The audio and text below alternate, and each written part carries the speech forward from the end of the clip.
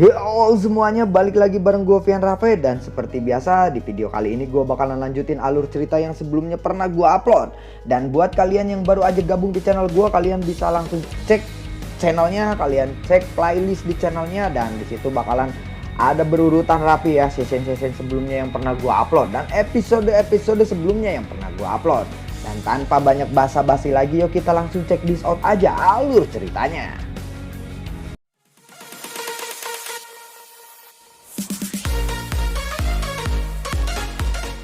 Di episode sebelumnya, Huntiandi yang telah berhasil mendapatkan pil embrionik, Zukun lalu berkata, ini belum berakhir sepenuhnya.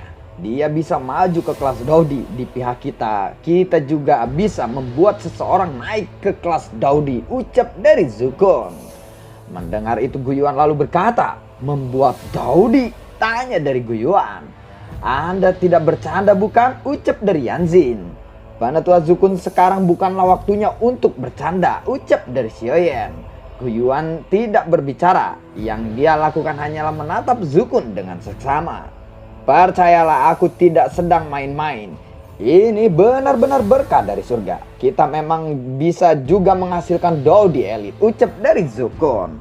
Bisakah kamu memberikan penjelasan yang lebih jelas lagi, ucap dari Guyuan. Sebenarnya pil embrionik tingkat D bukanlah barang paling berharga di dalam rumah dewa kuno, ucap dari Zukun. Xiaoyan lalu berkata, apakah tetua Zukun mengarah pada hal itu? Tanya dari Xiaoyan sambil menunjuk ke arah alun-alun api surgawi yang melayang di langit. Penatua Zukun lalu berkata, apakah kamu pikir aku hanya membawanya untuk bersenang-senang?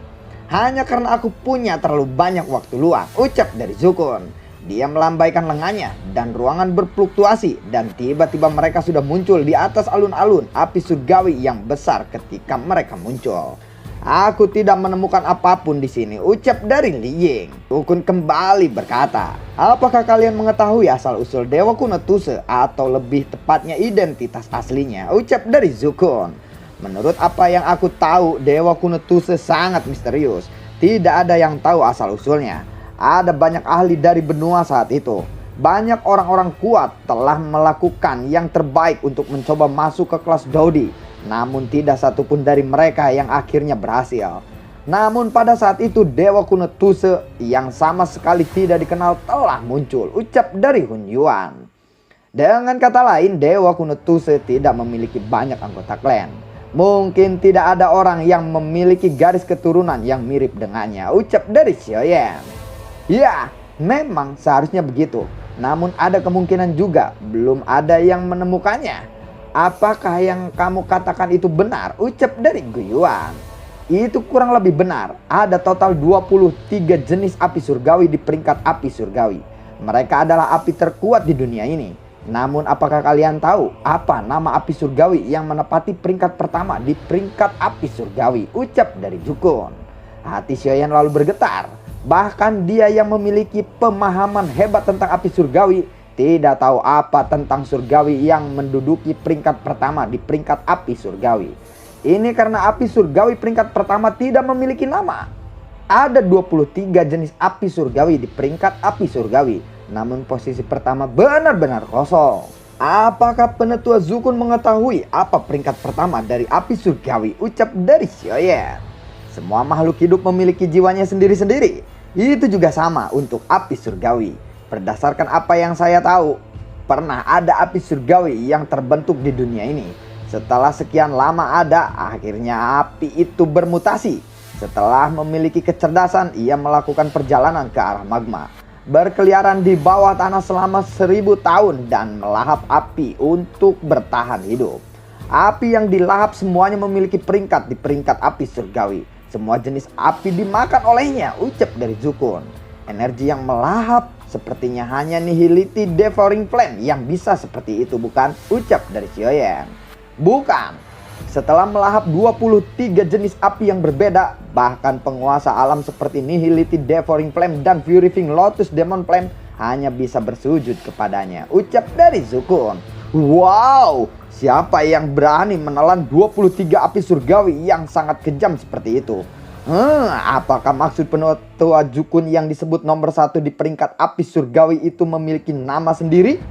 Sebaliknya, siapapun yang bisa mengatasi pengekangan api surgawi yang kejam akan dianggap sebagai yang teratas dari peringkat api surgawi, ucap dari Xiaoyan.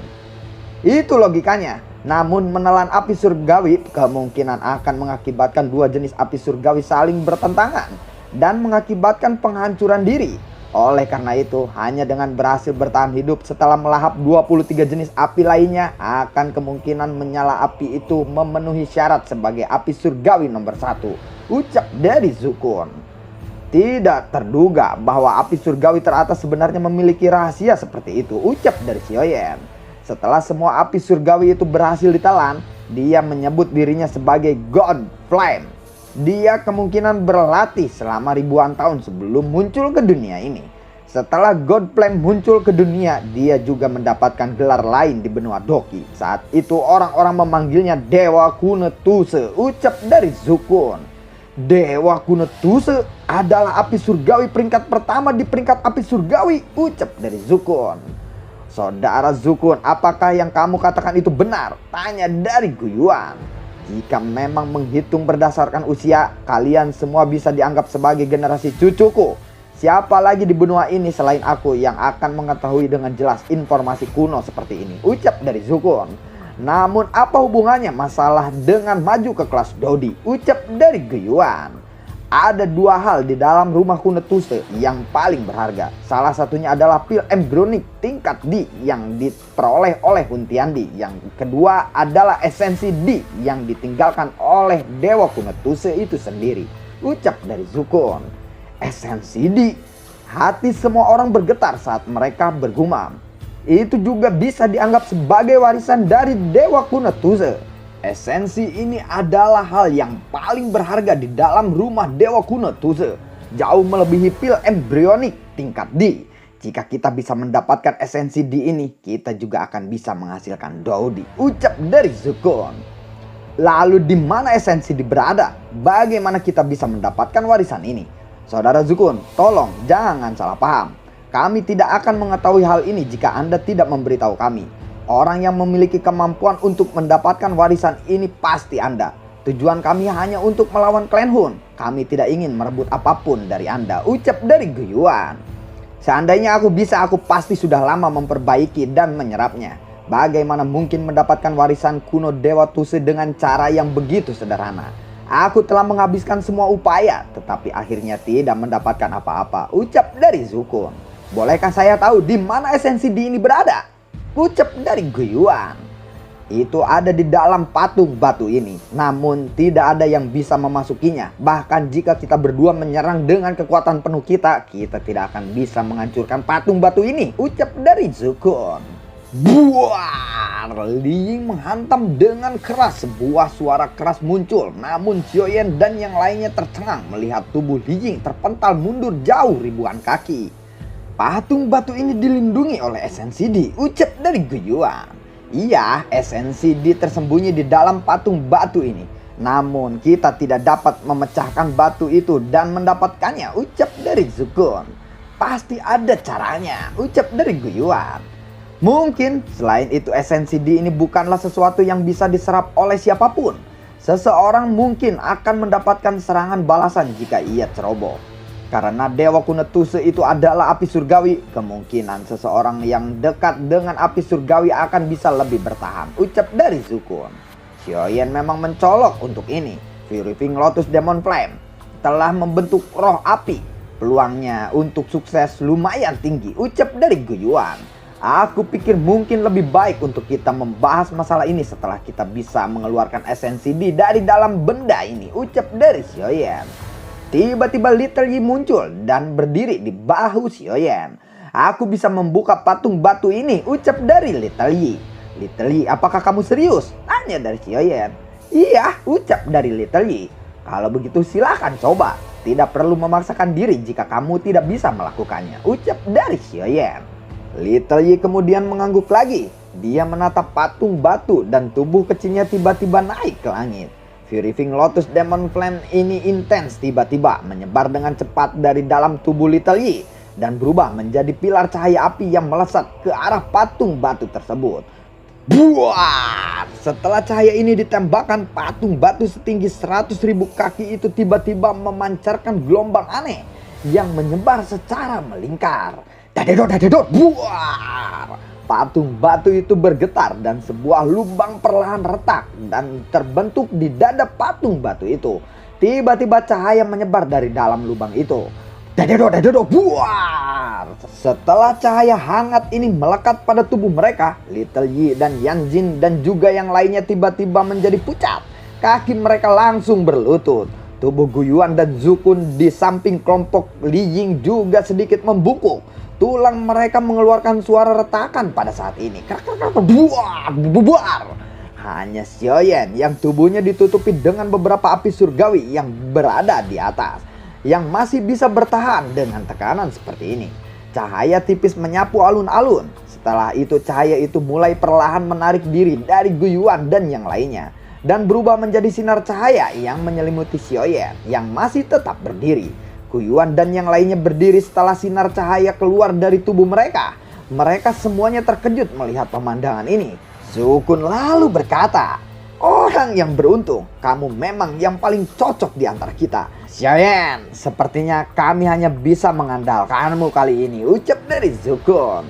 Xiaoyan melihat pilar cahaya yang menutupi dirinya. Dia samar-samar bisa merasakan bahwa doki di dalam tubuhnya mulai berfluktuasi dengan cara yang aneh. Ini adalah api surgawi doki, ucap dari Xiaoyan.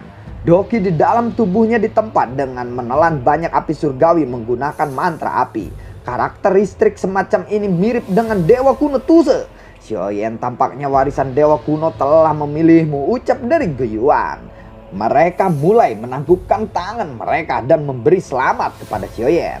Karena warisan dewa kuno telah memilihmu, kamu harus menerimanya. Selama kamu bisa maju ke kelas Dodi sebelum Huntiandi, bencana ini akhirnya bisa teratasi, ucap dari Zukun.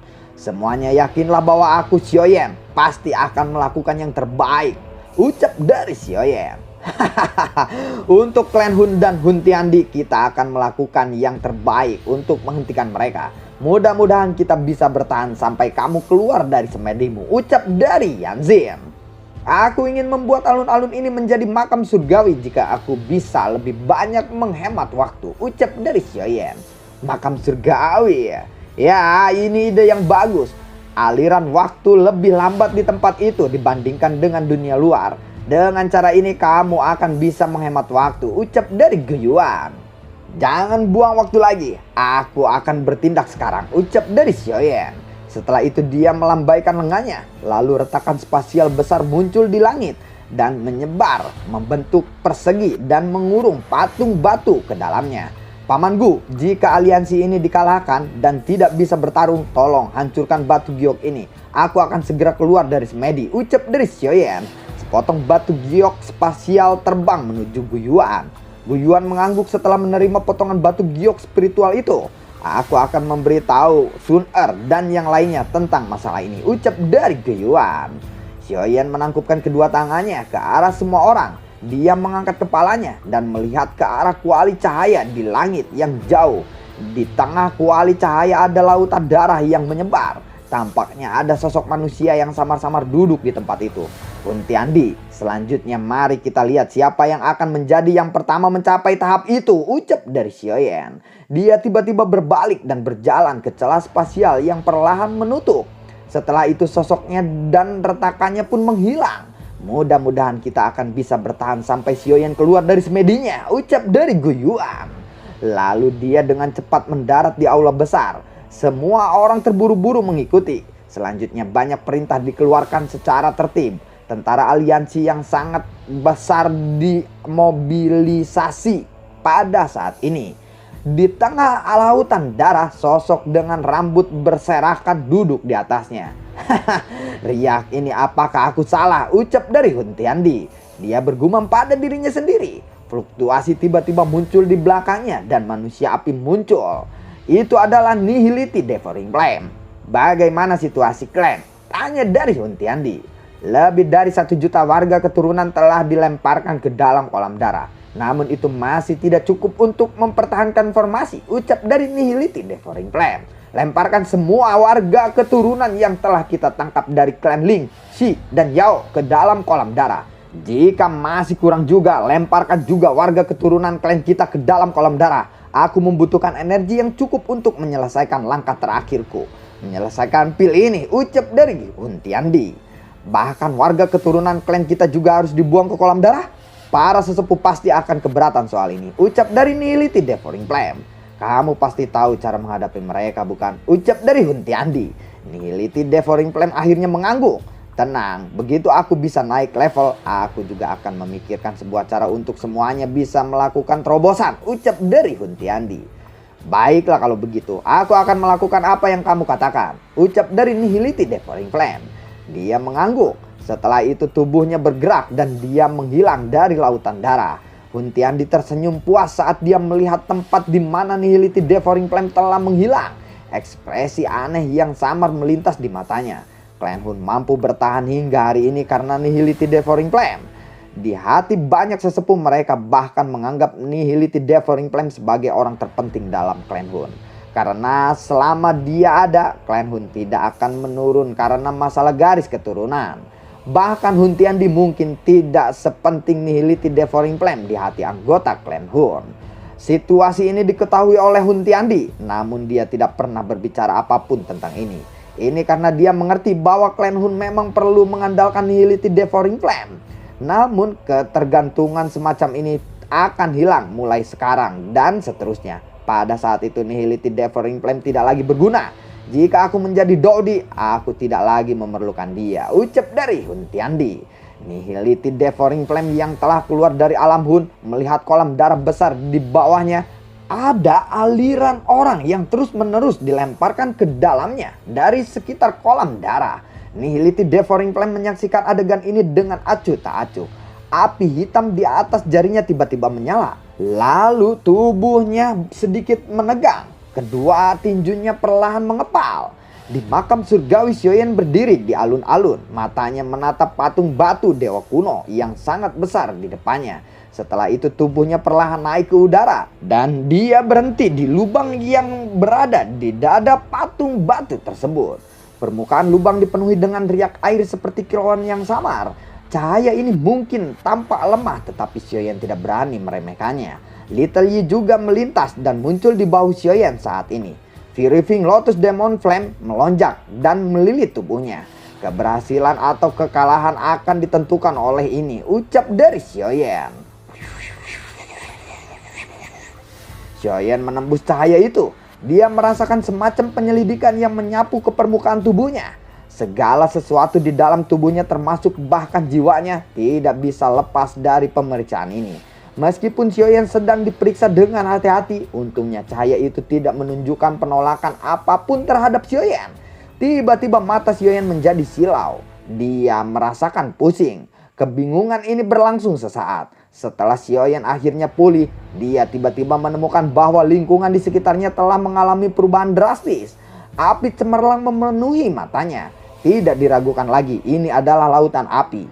Selain itu, lautan api ini sangat berwarna-warni. Lautan api surgawi, ya, ucap dari Xiaoyan. Dia menurunkan tubuhnya, tangannya dengan lembut meraih api ungu yang telah muncul. 3000 Burning Flame, ucap dari Xiaoyan. Dia menurunkan langkahnya dan berjalan ke lautan api ini, di mana banyak api surgawi yang berbeda telah berkumpul saat dia berjalan. Nyala api ini mulai mengelompok di sekelilingnya. Tampaknya kamu sangat cocok disebut oleh api surgawi. Suara tua itu tiba-tiba bergema di lautan api. Suara tiba-tiba ini menyebabkan Xiaoyan sedikit terkejut. Dia buru-buru mengangkat kepalanya dan melihat sebuah tempat di kejauhan. Api telah berkumpul di tempat itu dan berubah menjadi secangkup api besar yang perlahan mekar. Sosok tua dengan jubah berwarna gelap muncul di sana. Lelaki tua itu duduk di dalam cangkup bunga. Xiaoyan melihat sosok ini berkali-kali, namun yang dia temui adalah sosok ilusi atau palsu. Kali ini Xiaoyan mengerti di dalam hatinya bahwa ini adalah Dewa Kuno Tuse yang sebenarnya. Mungkin ini hanya pecahan jiwanya, tetapi terlepas dari apapun itu, orang ini adalah elit terakhir legendaris Dodi di benua Doki. Xiaoyan menyapa dewa kuno, ucap dari Xiaoyan. Sepertinya rumah besar yang kutinggalkan telah terbuka ya. Duduklah di sini, ucap dari dewa kuno Tuze. Xiaoyan langsung duduk di cangkup bunga api itu. Apakah ada Dodi baru yang muncul di benua Doki saat ini? Tanya dari dewa kuno Tuze. Penetua adalah Dodi elit terakhir di benua Doki sampai sekarang. Tidak ada Dodi elit yang muncul setelah Anda, ucap dari Xiaoyan. Oh, seperti itu ya, ucap dari dewa kuno Tuze. Apakah penetua mengetahui alasan untuk ini? Aku pernah mendengar leluhurku mengatakan bahwa benua Doki saat ini tampaknya memiliki energi misterius yang hilang dibandingkan dari zaman kuno, ucap dari Xiaoyan. Leluhurmu tampaknya hebat. Dia benar-benar bisa mengetahui ini. Itu memang benar. Dengan aliran waktu, benua Doki saat ini mulai kekurangan sesuatu. Ini adalah faktor penting dalam maju ke kelas Dodi. Kalau tidak, terlepas dari seberapa luar biasa bakat seseorang, dia akan tetap gagal, ucap dari dewa kuno Tuze. Apa yang hilang? Tanya dari Xiaoyan. Origin, ucap dewa kuno Tuze. Origin? Tanya dari Xiaoyan lagi. Kalau nggak salah, origin itu mental skill ya, Ceng. Mental skill yang menahan kematian, Ceng, selama 5 detik. Cooldown selama 1 menit. Itu yang namanya mental skill origin ya.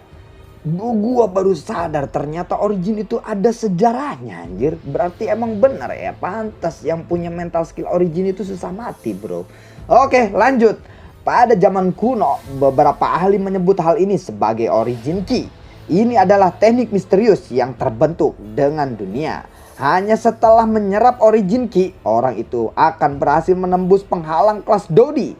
Tetapi origin ini tidak bisa dibuat lagi. Dengan kata lain, origin key yang habis akan telah punah. Elite Dodi adalah ekstensi yang melampaui dunia ini. Kelahiran setiap Dodi akan sangat menguras cukup banyak origin key dalam menghadapi pengeluaran ini tanpa pengisian. Pada akhirnya akan mencapai titik di mana tidak ada yang tersisa. Inilah alasan mengapa benua Doki tidak lagi menghasilkan Dodi. Ini karena benua Doki saat ini tidak lagi memiliki origin key, ucap dari dewa kuno Tuze. Seseorang telah mendapatkan pil embronik tingkat D yang ditinggalkan oleh tetua. Saat ini orang itu sedang melakukan pembantaian dan secara paksa mengekstraksi energi untuk menyelesaikan pil embronik tingkat D itu, ucap dari Xiaoyan. Pil embronik tingkat D mengandung jejak origin key. Jika orang itu benar-benar mampu menyelesaikan langkah terakhirnya, bukan tidak mungkin baginya untuk maju ke kelas Dodi. Sekarang aku tahu apa motifmu untuk datang ke sini, ucap dari dewa kuno Tuze. Aku harap Anda akan membantuku karena akan ada bencana besar di benua Doki, ucap dari Xiaoyan.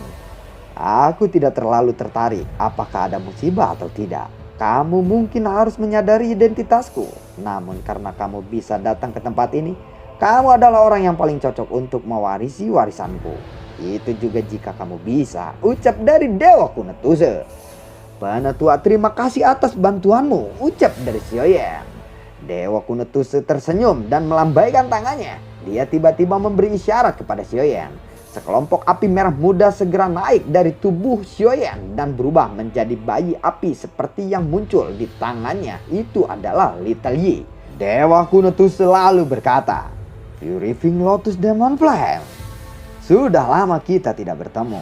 Sepertinya kamu masih sangat membenciku, ucap dari dewa kuno Tuze. Ada perasaan yang aku kenal di tubuhmu. Jika tebakanku benar, kamu sepertinya berlatih metode ki misterius yang bisa melahap api surgawi, bukan? Xiaoyan terkejut. Dia mengerti bahwa tidak mungkin bisa menyimpan rahasia di depan mata orang ini. Selanjutnya dia mengangguk pelan. Apakah penetua sebenarnya adalah pencipta mantra api? Ucap dari Xiaoyan. Tebakanmu salah. Mantra api yang kamu bicarakan tidak dibuat olehku. Ketika jiwa dan kecerdasanku terbentuk saat itu, aku secara kebetulan menemukan metode ki ini dalam keadaan aku yang hilang. Hal ini mengakibatkan aku mengalami beberapa perubahan. Kalau dipikir-pikir, metode ki ini sangat membantu aku. Aku cukup penasaran dengan penciptaannya. Namun, aku belum pernah bertemu dengannya, ucap dari dewa kuno Tuze sambil tertawa. Dewa Kunetuse menjentikan jarinya dengan lembut. Lautan api cemerlang tiba-tiba bergetar. Akhirnya seekor naga api melonjak dan menggumpal menjadi teratai berlian seukuran kepalan tangan. Banyak bibit api muncul di permukaan teratai. Warisanku ada di tempat ini. Apakah kamu bisa mencapai kelas Dodi tergantung pada nasibmu sendiri, ucap dari Dewa Kunetuse. Lalu bagaimanakah kelanjutan ceritanya? Nantikan konten gue berikutnya. Sumpah bro, gue nggak ada niat bro, bener serius gue sambil ketawa, nggak ada niat gue buat bikin kalian penasaran, sumpah. Cuman ya gimana lagi bro, skripnya habis sampai di sini masa gue jadi gimana ya? Oke, jika kalau ada waktu gue bakalan lanjutin malam ini juga ya, tapi gue nggak janji. Oke, atau kalian mau pengen ngelihat dubbingnya sekalian sedikit mengurangi rasa penasaran kalian, boleh-boleh aja.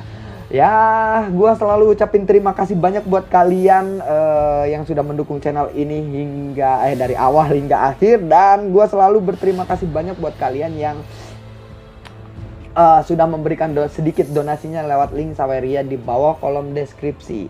Jujur bro, gua semenjak konten BTTH ini serius bro, gua pernah sakit, serak, pilek waktu itu, batuk pilek, gua tetap ngedubbing karena bang ayo bang upload, bang ayo bang upload. Jadi tadi gue sebenarnya capek banget, udah dari pagi gue tidur, emang pagi waktu semalam tuh pagi, jadi gue langsung ke bank capek lemes banget. Tapi gue masih mikirin kalian, wah ini pasti nih komen, wah pasti nih. Cuman kalian tuh ya emang sih ya mungkin ada yang wah gue jengkel nih gini unsub atau kayak gimana. Nah gue nggak pernah melarang kalian untuk itu bro, cobalah jadi gue gitu. Gue tuh bukan tipikal orang yang emang diem, pelanga, plongo, nggak ada kerjaan.